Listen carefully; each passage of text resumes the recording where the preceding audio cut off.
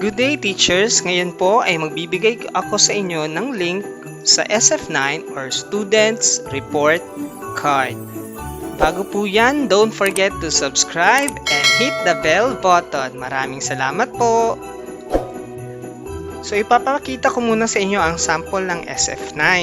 So ilalagay nyo lang po yung mga information ng mga bata, yung pangalan, LRN, yung name of school, region, lahat po ng information. Tapos pag ilalagay nyo po yung grade, automatically po magbibigay po siya ng average, tapos magbibigay po siya ng remarks na pass or failed. So mapapansin nyo po, automatic po yan. Automatic po din magbibigay ng general average at kung promoted or retained ba yung bata. So how to download the SF9? So may dalawang option po kayo. Pwede nyo po i-click yung description. So thank you for watching the video. Don't forget to subscribe and hit the bell button.